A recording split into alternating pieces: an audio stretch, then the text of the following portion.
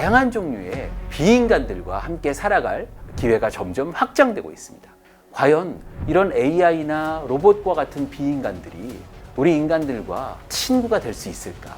한 집단에게는 이 사진은 실제 사람의 얼굴을 촬영한 것입니다 라고 이야기를 했고요. 다른 집단에게는 이 사진은 컴퓨터 그래픽으로 만든 가짜 얼굴입니다 라고 이야기를 했습니다. 사람들은 과연 어떤 평정 결과를 나타냈는가? 인공지능은 과연 우리 인간의 편이 될 수 있을까?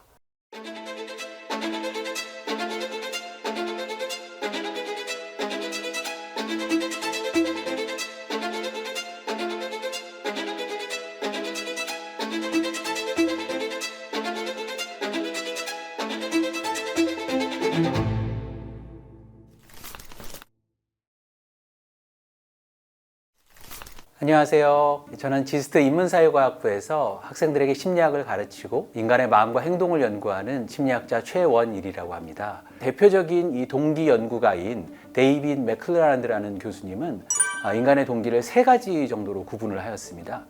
첫 번째는 도전을 즐기고 또 여러 가지 성과를 내려고 노력하는 그런 성취 동기가 있고요.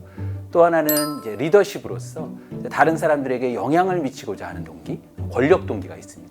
그리고 마지막 3번째로 타인과의 협력과 조화를 생각하는 친화 동기라는 동기가 있는데요.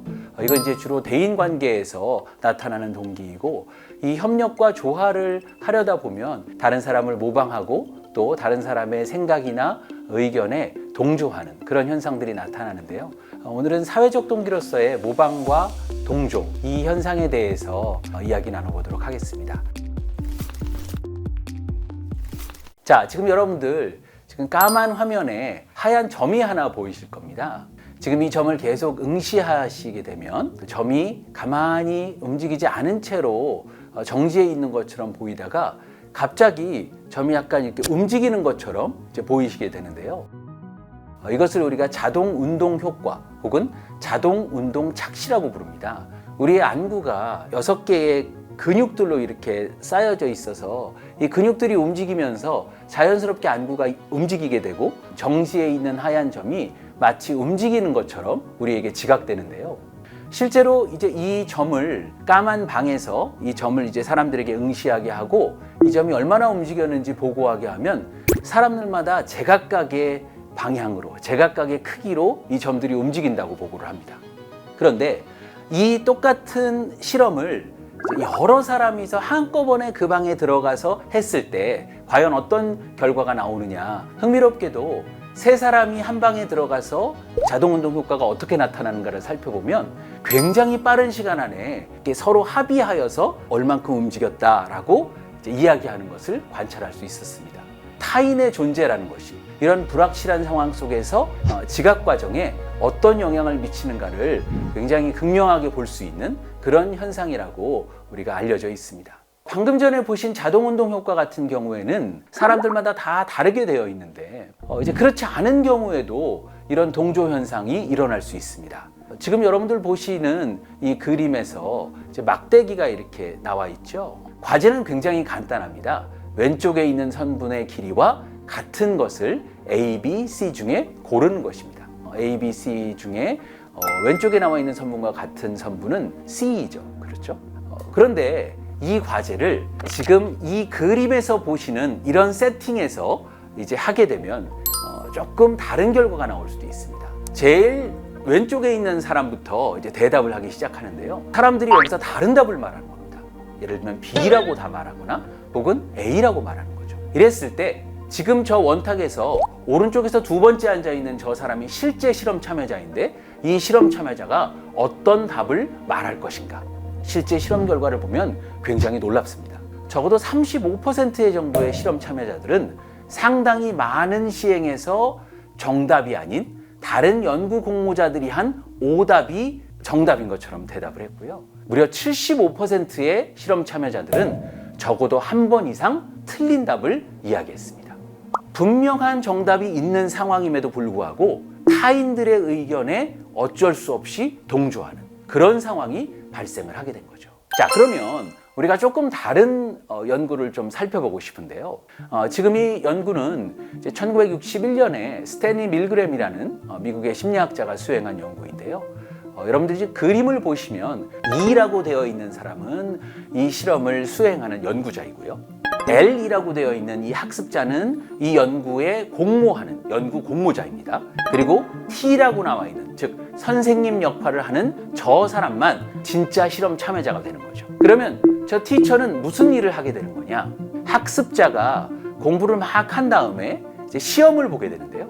틀릴 때마다 전기 충격을 가하게 되어 있습니다.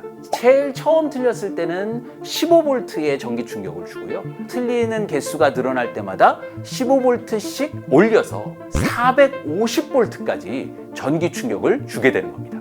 당연히 실제 실험에서는 전기 충격을 정말로 가한 것은 아니고 L에 해당하는 학습자들이 전기 충격을 받는 것처럼 연기를 했고, 다만 실험에 참여한 T는 이것을 실제로 자기가 전기 충격을 주는 것으로 이해하고 있었고 실제로 받는 상황으로 그렇게 이해하고 있었습니다. 사실 이 실험을 하기 전에 스탠리 밀그램이 물어봤었습니다. 과연 이런 상황에서 얼만큼 전기 충격을 줄 것 같냐? 많은 사람들은 거의 전기 충격을 주지 않을 것이다. 아무리 주어봐야 한 150V 정도까지 주지 않겠느냐, 이렇게 대답을 했었는데요. 실제로 이 실험에 참여한 참여자들의 연구 결과는 달랐습니다. 이 연구에 참여한 실험 참여자 중 65%의 사람들이 450V의 전기 충격을 끝까지 주는 것을 볼 수 있었습니다. 그리고 이 실험에 참여한 모든 사람들이 300V 이상의 전기 충격을 주게 된 거죠. 이 결과는 우리가 권위에 복종이라는 관점으로 생각해 볼 수 있습니다. 내가 연구자와 함께 있기 때문에 이 연구자와 조화를 이루고 뭔가 협력하려는 그런 동기에서 이러한 복종이 일어났을 가능성도 배제할 수 없는 것이죠. 심리학의 다른 연구 결과들을 보면 이러한 동조나 모방 현상들이 전혀 일어날 필요가 없는 상황에도 동조나 모방이 일어나는 것을 볼 수 있습니다. 첫 번째는 동공전염이라는 현상입니다. 다른 사람과 눈을 마주치고 있을 때 그 상대방의 동공의 크기에 따라서 내 동공의 크기가 변화하는 현상입니다. 당연히 이것은 무의식적으로, 자동적으로 내 동공이 상대방의 동공 크기에 영향을 받는 것입니다. 그래서 여러분들이 지금 눈의 그림을 보고 계시는데요. A번에 해당하는 그림에서는 동공이 조금 작고요. B 그림에 해당하는 눈동자에서는 동공이 큰 것을 볼 수 있습니다. 그래서 사람들에게 이런 과제를 시키는 거죠. 자, 지금 여러분들이 보고 계신 이 얼굴은 동양인입니까? 아니면 서양인입니까? 실험자들은 이게 동양인의 얼굴인가 서양인의 얼굴인가, 혹은 남자의 눈인가 여자의 눈인가, 이런 것을 판단하지만 이 실험 참여자들의 눈동자를 보면 동공의 크기가 화면에 있는 사람의 동공의 크기와 비슷해지는 그런 현상이 나타나는 거죠. 이러한 동공전염 현상은 동물들에게서도 나타나고 또 유아들에게서도 나타납니다. 그러니까 이것은 굉장히 자동적으로 처리되는 것이라는 걸 알 수 있죠. 그리고 또 한 가지 음성 수렴이라는 현상인데요. 이것은 우리가 다른 사람과 대화할 때 다른 사람의 목소리를 나도 모르게 무의식적으로 따라하는 현상입니다. 그런데 굉장히 흥미로운 일은요, 내가 따라해야 하는 모델 화자의 성별이라든지 사회적 지위라든지 혹은 인종과 같은 정보가 영향을 미친다는 것을 볼 수 있습니다. 즉, 모델 화자가 굉장히 매력적으로 보이는 그런 얼굴을 가진 사람이라면 사람들은 더 많은 음성 수렴 현상을 보이고요. 나와 인종이 다른 모델 화자라면 오히려 음성 발산, 그 사람의 음성과 조금 더 멀리 떨어진 그런 발화를 하는 그런 현상조차도 관찰된다는 것입니다. 자, 그러면 이러한 동조 현상은 왜 일어나는 것일까요? 고전적으로 사회심리학에서는 이러한 동조 현상을 설명할 때 두 가지 이유를 듭니다. 첫 번째는 인지적인 영향인데요. 타인의 의견은 불확실한 상황에서 아주 중요한 단서가 됩니다. 즉, 우리 인간에게는 정확한 정보를 얻으려는 그런 동기가 있다는 것이죠. 예를 들면 우리 일상생활에서 뷔페 식당에 처음 갔다고 생각해보면 우리는 식당에서 가만히 앉아 있어야 하는데 뷔페 식당에서 막 사람들이 돌아다니면서 음식을 막 담게 되고, 그런 상황에서는 자연스럽게 다른 사람들을 따라하게 되는 거죠. 물론 이러한 인지적 영향은 일반적인 상황에서 동조나 모방을 설명하는 아주 중요한 원리일 수 있습니다. 하지만 우리가 앞에서 살펴본 예시들을 보면 부합하지 않는 측면도 굉장히 큽니다. 그래서 또 한 가지 중요한 측면이 무엇이냐 하면 바로 규범적 영향입니다. 인간은 왜 다른 사람을 모방하고 동조하는가? 집단에 수용되고 싶어하는 욕구와 동기가 있기 때문이라는 것입니다. 이렇게 내가 어딘가에 소속돼 있다는 것은 나에게 굉장히 큰 안정감과 그리고 균형감을 제공할 수 있습니다. 신경과학적으로도 이러한 동조와 모방을 설명할 수 있는데요. 우리 인간은 오랜 시간 동안 환경과의 상호작용을 통해 집단을 이루는 것이 우리 인간의 생존에 훨씬 더 유리한 일이다라는 것을 체득하였습니다. 실제로 우리의 호르몬을 보게 되면 옥시토신이라든지 바소프레신이라든지 혹은 에스트로겐 계열의 이런 호르몬들은 내 집단 내에서의 공격성을 낮추는 중요한 역할을 하는 그런 호르몬이라고 볼 수 있고요. 이 호르몬을 통해서 우리 인간은 더욱더 다른 사람과 친밀해지고 관계를 중요하게 생각하고 이런 일들을 하게 되는데 이것이 아마도 동조나 모방 현상과 관련되어 있는 호르몬일 수 있습니다. 그리고 또 한 가지 아주 흥미로운 것은 공격성이라든지 분노와 관련되어 있는 테스토스테론이라는 호르몬이 있는데요.